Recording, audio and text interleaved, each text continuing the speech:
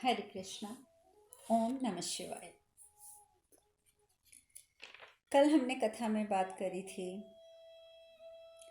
कि तीसरे कोने की स्थापना हेतु अघोरा जो हैं वो पूर्व दिशा की ओर जाते हैं और इस बार उन्हें रोकने के लिए मल्ला स्वयं जाता है।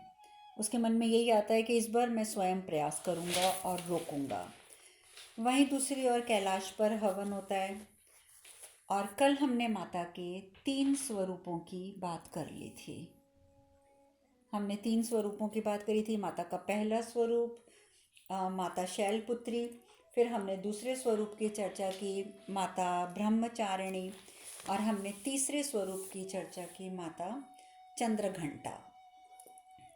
तो इस प्रकार से हमने माता के 3 स्वरूपों की जब चर्चा करी और जब देवी चंद्रघंटा की चर्चा हुई तो बृहस्पति देव गुरुदेव जो हैं, देवताओं के गुरु बृहस्पति कहते हैं, देखा देवराज, माता के इस स्वरूप से भय व असुरक्षा सभी भाव मिट जाते हैं।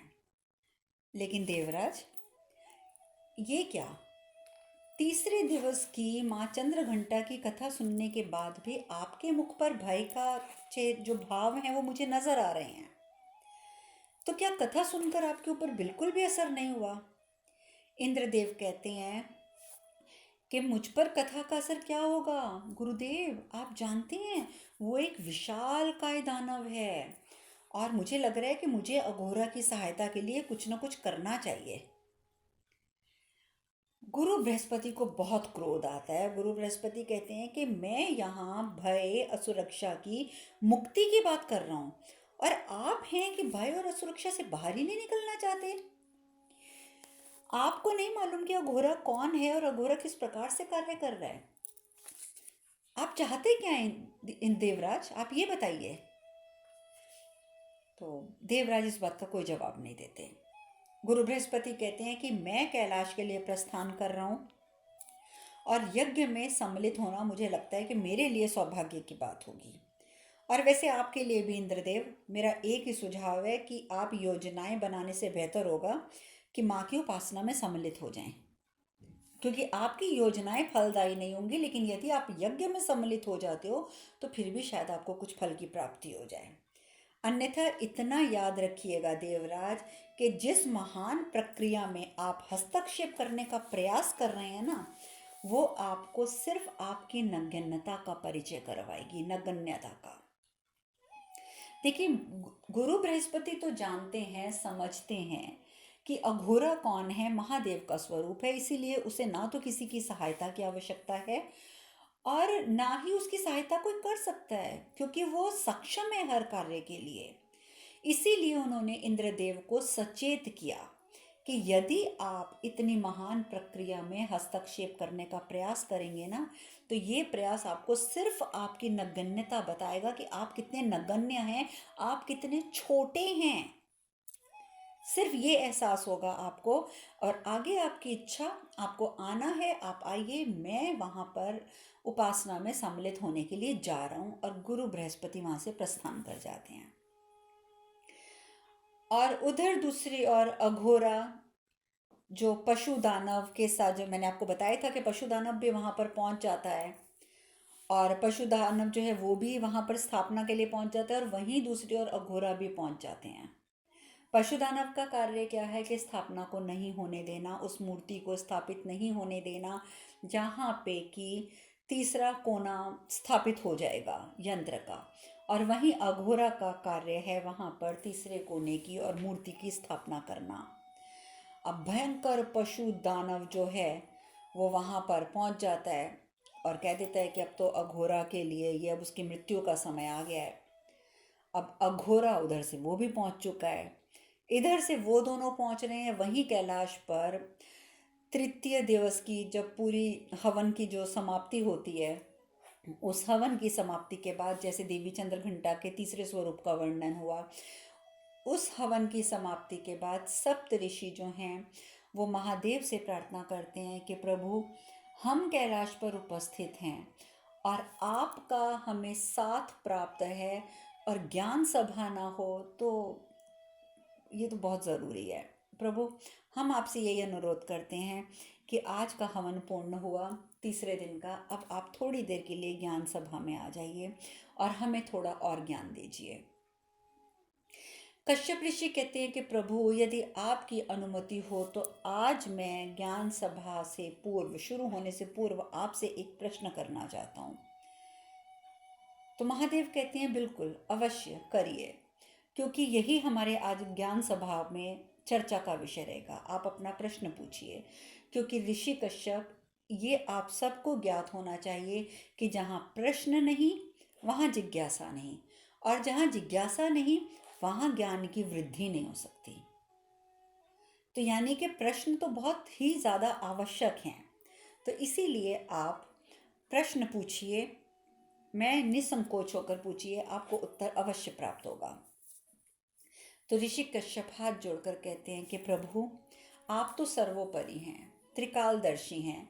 चारों ओर जो ये अज्ञान का अंधकार फैल रहा है, उसमें ज्ञान का मूल अर्थ कहीं ना कहीं लुप्त होता जा रहा है, सोता जा रहा है।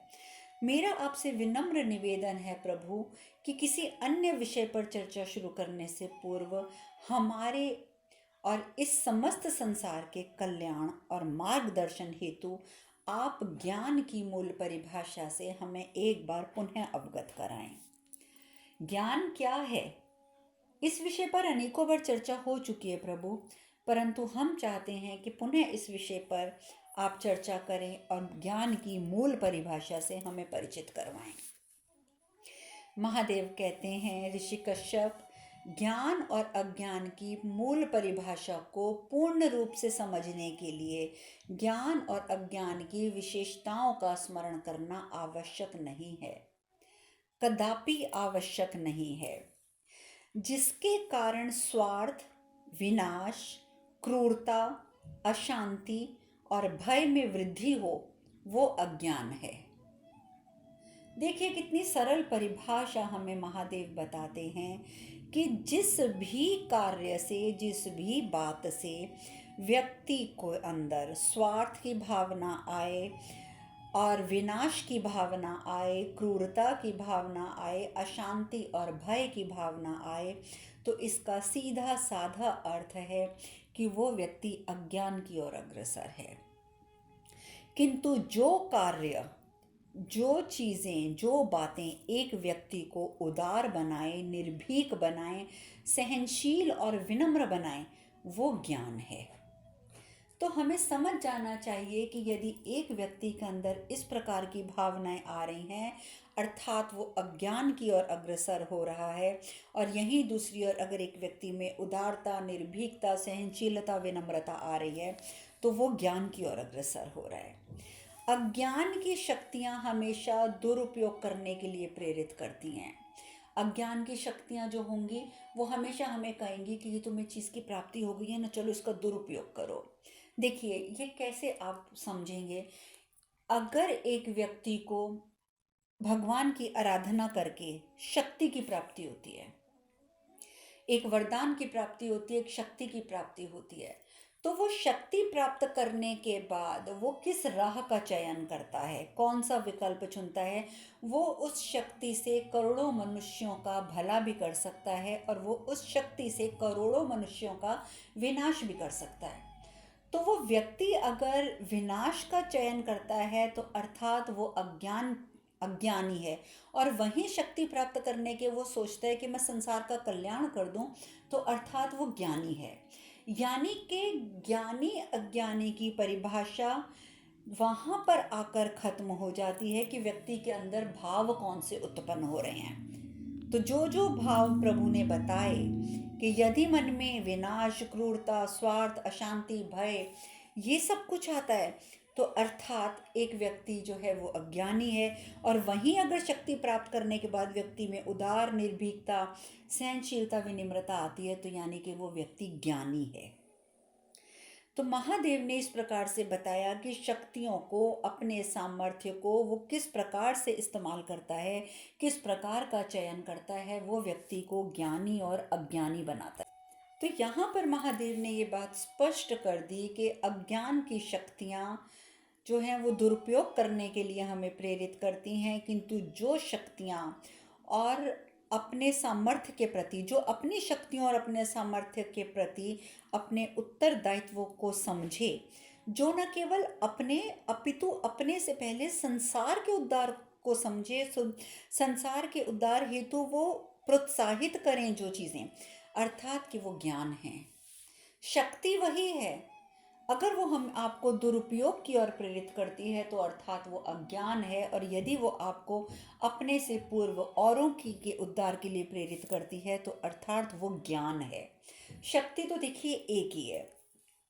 ज्ञान का मूल उद्देश्य ही परोपकार है, सृजन है, दूसरों की भावनाओं को समझना, उनका आदर करना, यही ज्ञान है। क्योंकि ज्ञान न केवल हमें अपनी अपितु दूसरों के सुख और दुख के प्रति भी ज्ञान हमें संवेदनशील बनाता है। आपने देखा होगा कि अगर एक साधु महात्मा है या एक सहृदय व्यक्ति है, तो वो जब दूसरे का कष्ट भी देखता है तो उसके नेत्रों में आंसू आ जाते हैं। और वहीं यदि एक दुष्ट प्रवृत्ति का व्यक्ति है, उसे दूसरे के कष्ट से कोई फर्क नहीं पड़ता, कभी उसे दूसरे का कष्ट देखकर उसके मन में ग्लानि नहीं होती, उसके मन में दुख नहीं आता, उसकी आंखों में अश्रु नहीं आते। तो ये बहुत बड़ा फर्क है। तो जिस व्यक्ति के पास ज्ञान होता है तो वो ज्ञान उसे दूसरों के सुख दुख के प्रति भी संवेदनशील बना देता है, किंतु जो दूसरों की भावनाओं को अनादर करे उसे ज्ञान की श्रेणी में नहीं रखा जा सकता। वो व्यक्ति तो पूर्ण रूपेण अज्ञानी है, पूर्ण रूपेण अज्ञानी। अज्ञान के कारण व्यक्ति जो है वो सांसारिकता में उलझता जाता है, पूरे तरीके से बंधता जाता है और मोह माया में उलझता है, मोह माया से बंधता है। अज्ञान परम सत्य से दूर ले जाने का माध्यम है। जो व्यक्ति अज्ञान की ओर अग्रसर होता है वो व्यक्ति परम सत्य से बहुत दूर चला जाता है, किंतु ज्ञान जहाँ पर आता है वो व्यक्ति को परम सत्य की ओर लेकर जाता है। ज्ञान जो है वो मुक्तिदायक है, मोक्षदायक है, और इस मुक्तिदायक ज्ञान का सर्वोच्च रूप जो होता है वो होता है आत्मज्ञान, अर्थात सेल्फ रियलाइजेशन। जब भी एक व्यक्ति मेडिटेशन में बैठता है या भक्ति में अग्रसर होता है तो उसे जब आत्मज्ञान की प्राप्ति होती है, यानी कि जब वो ये समझता है कि वो कौन है, जब उसे सेल्फ रियलाइजेशन होता है, तो ये जो है मुक्तिदायक ज्ञान का सर्वोच्च स्वरूप कहलाता है। और यही ज्ञान की पूर्णता भी है। जब व्यक्ति ने ये समझ लिया कि वो स्वयं कौन है, अर्थात उसने ज्ञान प्राप्त कर लिया। ज्ञान और अज्ञान का ये अंतर संसार में अभी ये वाक्य अधूरा ही होता है कि अचानक एक छोटे बच्चे के रुदन का स्वर जो है वो चारों ओर गूंजने लग जाता है, चारों ओर गूंजने लग जाता है। किसका स्वर? एक बच्चे के रुदन का स्वर। तो ज्ञान सभा बीच में ही छूट जाती है, सबका ध्यान उस ओर आकर्षित हो जाता है, सब हैरान हो जाते हैं ये बच्चे के रोने की आवाज़ कहाँ से आ रही है। तभी महादेव कहते हैं ये बालक जो है ये विदर्भ देश के राजा और मेरे परम भक्त सत्यार्थ का पुत्र है। ये सत्यार्थ का पुत्र है। चारु देश के राजा ने सत्यार्थ की हत्या कर दी है और सत्यार्थ की पत्नी अपने शिशु के साथ उसने अपने आप को रक्षा हेतु, अपने आप को बचाने हेतु वन में शरण ली, किंतु अब तो उसकी सत्यार्थ की पत्नी की भी मृत्यु हो चुकी है और इस शिशु को इस समय संरक्षण की आवश्यकता है।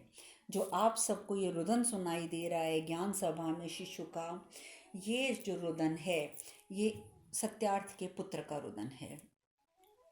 तो ब्रह्मलोक में बैठे हुए ब्रह्मा जी, देवी सरस्वती, वो लोग भी ज्ञान सभा का आनंद ले रहे थे, उन्होंने भी रुदन सुना। तो ब्रह्मा जी कहते हैं देवी सरस्वती को कहते हैं वो कि देवी पार्वती की अनुपस्थिति में प्रकृति के दायित्व को पूर्ण करने के लिए महादेव जो हैं वो अर्धनारीश्वर की भूमिका निभा रहे हैं।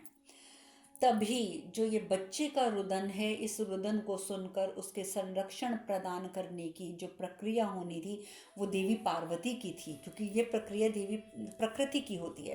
परंतु इस समय देवी पार्वती यहाँ पर उपस्थित नहीं है, इसीलिए ये भूमिका निभाने के लिए महादेव इस समय अर्धनारीश्वर की भूमिका निभा रहे हैं। यहाँ तो एक और वो ज्ञान की चर्चा कर रहे हैं और वहीं दूसरी और उनका प्रकृति के रूप में ध्यान वहाँ पर भी है कि कोई एक मासूम बालक जो कि इस समय अनाथ हो चुका है और वो रो रहा है।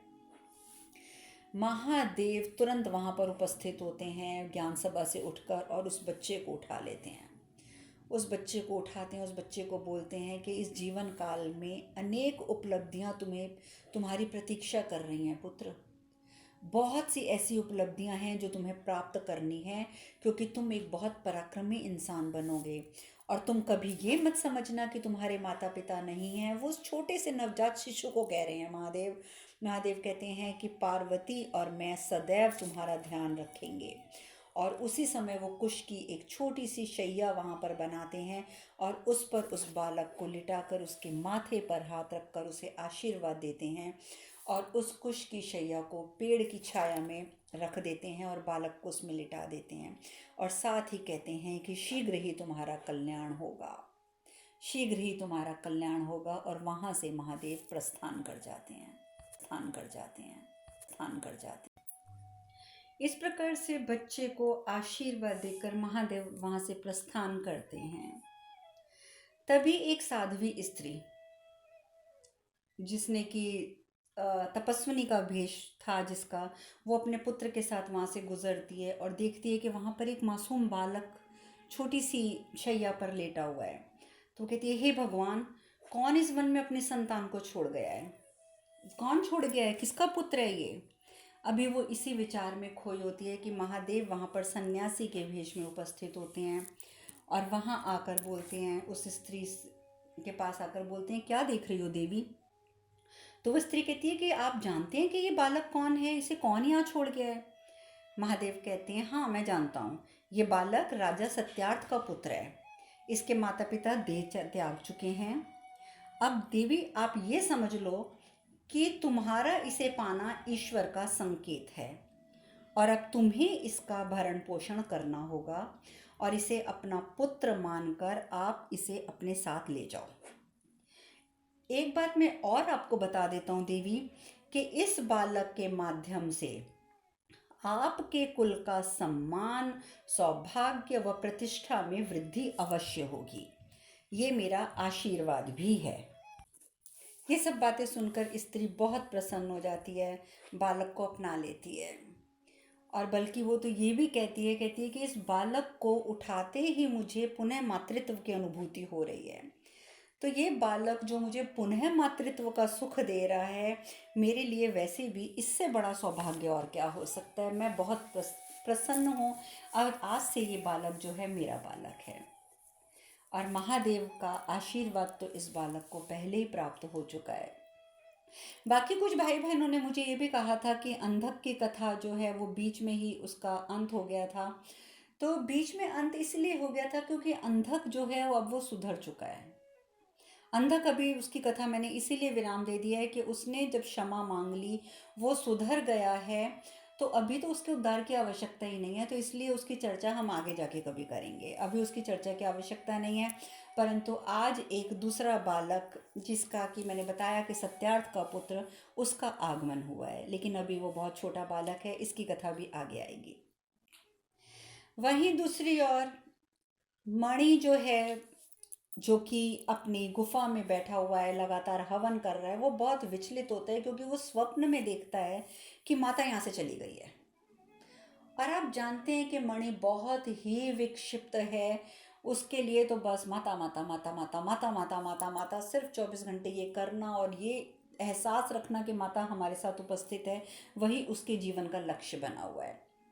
तो अब वो क्या करता है कि सोचता है, कहता है कि मैं माता को किस प्रकार से प्रसन्न करूं ताकि माता मुझे छोड़ कर ना जाए। तो एक उसी का एक अघोरी साथी होता है, वो कहता है, मणि मेरे पास एक तरीका है माता को प्रसन्न करने का। तो वो कहता है कि क्या? तो अघोरी कहते हैं कि तुम शिव की आराधना करो। तो मणि उसको कहता है, तेरे को शर्म भी नहीं आती है? शिव की आराधना करो? तू जानता है कि माता तो कैलाश से रुष्ट होकर निकली हैं और मैं शिव की आराधना करूँ और माता को और रुष्ट कर दूँ? तो वह घोरी बोलते हैं, नहीं, माता जितना भी कैलाश से क्रुद्ध होके रुष्ट होके निकली हैं, परंतु महादेव को देखकर जो प्रसन्नता उन्हें मिलती है ना, और महादेव की तपस्या करने वालों को वो बहुत जल्दी आशीर्वाद देती हैं। तो तुम महादेव की आराधना करो, तुम माता को देखना प्रसन्न कर लोगे। तो अब वो क्या करता है, कहता है ठीक है, मैं ना अघोर व्रत करूँगा, मैं अघोर व्रत करूँगा, और ताकि मैं महादेव को प्रसन्न कर लूँ और उनसे आशीर्वाद प्राप्त कर लूँ। और उधर दूसरी ओर मल्ला जो है वो अघोरा पर आक्रमण करने के लिए पूरी योजना बना लेता है। दानव, जो दानव पशु होता है, दानव राज होता है, उसके साथ। दानव राज है, उसके पास एक इतना भयंकर पशु है ना कि मतलब वो पशु के सामने खड़े हुए मनुष्य ऐसे लगते हैं जैसे चींटियां होती हैं। और ऐसे पशु को वो सोच रहे हैं कि वो अघोरा के ऊपर छोड़ेंगे ताकि अघोरा का अंत हो जाए। और उनके मन में एक ही चीज़ जा रही है कि पशु दानव जो है वो हर प्रकार से अघोरा का अंत करने में सक्षम है। और इसीलिए वो जहाँ पर अब मूर्ति होती है ना, जिस तीसरे कोने में वो छोटी मूर्ति पड़ी है जिसकी स्थापना महादेव ने करनी है, उसकी स्थापना वाली जगह पर वो उस पशु दानव को, भूखे को वहाँ पर छोड़ देते हैं और खुद वहाँ से चले जाते हैं ताकि दानव उन पर हमला ना करे। और उनका पूरी योजना ये होती है कि अघोरा अंदर आएगा गुफा में, और उसी समय जो भूखा ये पशु दानव है ये अघोरा को खा जाएगा। परंतु आप जानते हैं अघोरा जो कि महादेव का हिस्सा है, उसे कौन खा सकता है। अघोरा द्वारा पशु दानव का जो अंत है वो हो जाता है, उसका संहार हो जाता है, और तीसरी मूर्ति की स्थापना भी हो जाती है, यंत्र के तीसरे कोने की भी स्थापना हो जाती है। माता बहुत प्रसन्न, बहुत प्रसन्न। अब तो मतलब उनको लगता है कि बहुत ही, मतलब उनको ऐसा महसूस होता है कि जैसे उनके 3 कोने जैसे स्थापना हुई। तो जैसा कि मैंने बताया था कि वो जो अग्नि चक्र बना हुआ था, उस चक्र के चारों ओर माँ काली अपने विकराल रूप में खड़ी माता पार्वती को नजर आती थी। तो अब वो 3 माता काली के जो स्वरूप थे वो वहाँ से लुप्त हो जाते हैं, एकमात्र आखिरी रूप रह जाता है माता का वहाँ पर। माता पार्वती बहुत प्रसन्न होती हैं, बहुत ही ज़्यादा प्रसन्न होती हैं। और हमें भी तो देखो, जब हम शिव कथा सुन रहे हैं, शिव कथा के बारे में चर्चा कर रहे हैं, तो हमें भी तो कितना आनंद आ रहा है कि एक और तो महादेव जो हैं वो प्रकृति जैसा वात्सल्य का रूप धारण कर रहे हैं, उस बच्चे को संरक्षण प्रदान कर रहे हैं जिसके माता पिता का वध हो चुका है, जो शरीर त्याग चुके हैं। दूसरी ओर दूसरी ओर महादेव अपने एक स्वरूप को पराक्रमी रूप हमें दिखा रहे हैं, जिसकी वजह से कि तीसरे कोने की भी स्थापना हो गई, जो पशु दानव था उसका भी वध हो गया, और ज्ञान और शक्ति की स्थापना हो रही है। और वहीं एक और प्रकृति के रूप में वात्सल्य दे रहे हैं, दूसरी ओर एकदम ही शक्तिशाली स्वरूप में आके, महापराक्रमी के रूप में आकर वो पशु दानव का वध करके स्थापना कर रहे हैं। और वहीं तीसरी ओर ज्ञान और शांति की स्थापना हेतु नव दुर्गा की पूजा में भी उपस्थित हैं वो, यानी कि सर्वज्ञ, सर्वेश्वर, सर्वव्यापी और समर्थ महादेव। महादेव के लिए ये तीनों शब्द जो हैं वो हर समय इस्तेमाल होते हैं, सर्वज्ञ, सर्वेश्वर, सर्वव्यापी और समर्थ, ये हैं महादेव। खैर, जैसा कि अब ये चर्चा, अब यहाँ पर हम पहुँच ही गए हैं कि कैलाश पर शांति के लिए और ज्ञान की वृद्धि के लिए जो माँ दुर्गा के 9 दुर्गों की पूजा हो रही है, नारद मुनि द्वारा चौथे दिन के माँ के चौथे स्वरूप की व्याख्या होती है। नारद मुनि कहते हैं कि ये मेरे लिए सौभाग्य की बात है कि आज मैं माँ के चौथे दिवस की चर्चा करूँगा। माँ का चौथा स्वरूप है माँ कुष्मांडा। चौथा स्वरूप है माँ कुष्मांडा। नारद मुनि कहते हैं कि इनकी दिव्य और मंद हंसी से सारे ब्रह्मांड को शक्ति प्रदान होती है, सारे ब्रह्मांड को शक्ति की प्राप्ति होती है।